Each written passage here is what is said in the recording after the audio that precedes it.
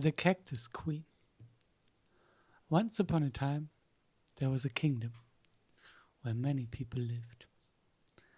This kingdom was ruled by an old, wrinkled queen who was not very popular with her people. Behind her back, people sometimes called her the Cactus Queen because, with her slightly wrinkled, green shimmering skin and her prickly character, she combined all the qualities of a cactus. It so happened that a group of children was sent to the palace of the Cactus Queen. They were supposed to perform tasks for her, prepare the food, wash the dishes, and whatever else the Lady Cactus Queen could think of. For the first few days, there were no problems. The children completed their chores, and the Cactus Queen would only give a short, curt nod when she saw the finished work. But on the fourth day, her tone began to change, and the Cactus Queen started scolding and nagging the children. "There's still a spot," she would yell while the children were cleaning, or "the food must be cut into smaller cubes before cooking. Tell me, do you know nothing at all?" At first, the children tried their best to follow the Queen's will, but the complaints became more eccentric, and the Queen's tirades grew longer and longer. By the eighth day, the Queen had such a violent fit of rage that the children began to cry and wanted to run away.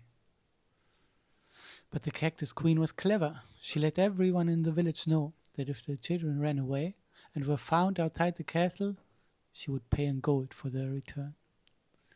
And despite the fact that no one liked the Queen, the children were brought back every time. For the people didn't just want the old woman's gold, they were also afraid that if the children went there, they might soon have to help out in the castle themselves.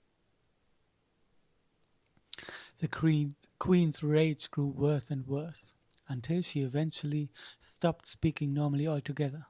She began screaming early in the morning and was already hoarse by the evening from all the scolding. And so it happened that the children ran away for the fourth time. But this time they didn't run toward their home village, but toward the mountains. They had often been warned that the mountains were dangerous and inhabited by creatures that were particularly fearsome. But in their desperation, they could think of no other way. Eventually, it grew dark, and the children who had been climbing the mountains all day were exhausted. They finally found a cave where they decided to sleep. Carefully, they stepped into the entrance and looked around. As soon as their eyes adjusted to the darkness, a darkness deeper than the approaching night beneath the stars, they noticed that the cave grew larger and larger, like a giant hall. It seemed to never end. Slowly, they took a few more steps inside, and suddenly they heard a sound. What could that be, they asked themselves, but the steady sound hardly changed. Then they noticed something else, a very strange smell, a bit like something lighting a fireplace, or the fire being stoked for a meal. Slowly, the cave became creepier, and they wondered if they should stay outside after all. But one glance was enough to bury that idea immediately.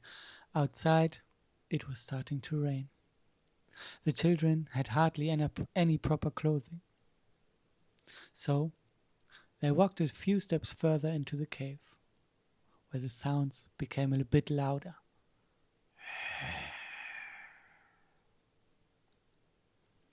But because they were so exhausted from their flight, they finally ignored their fear, and one by one, they closed their eyes and fell asleep.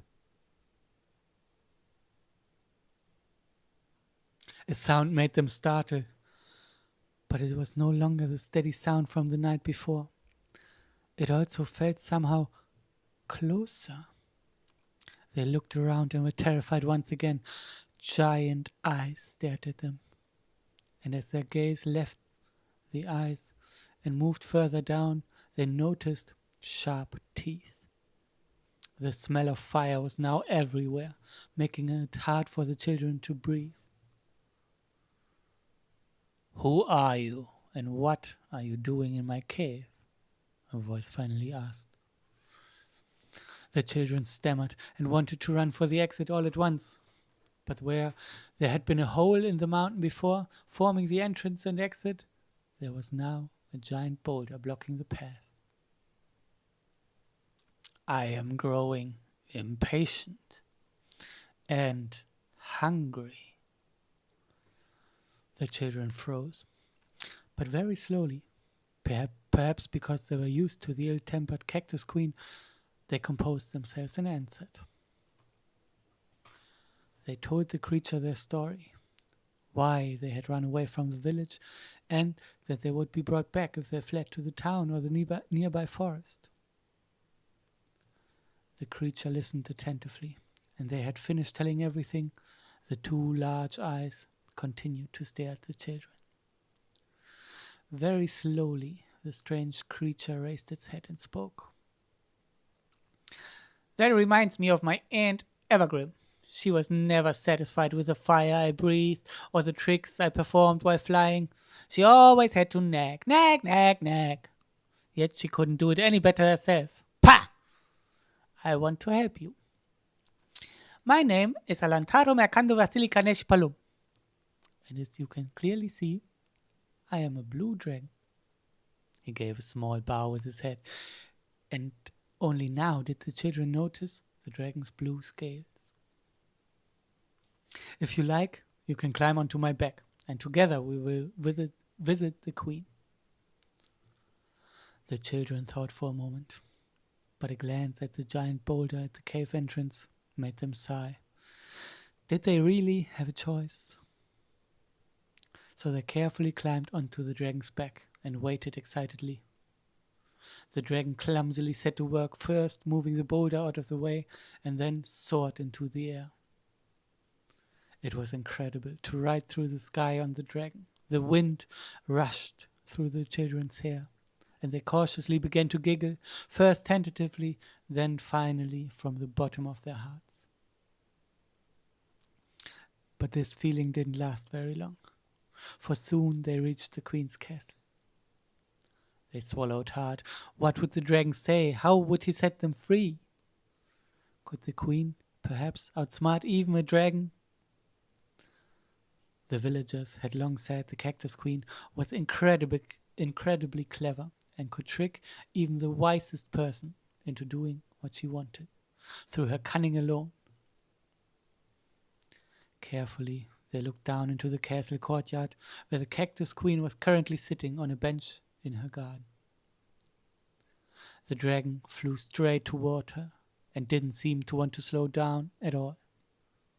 Suddenly, the dragon tilted his head and the children had to hold on tight so as not to fall off.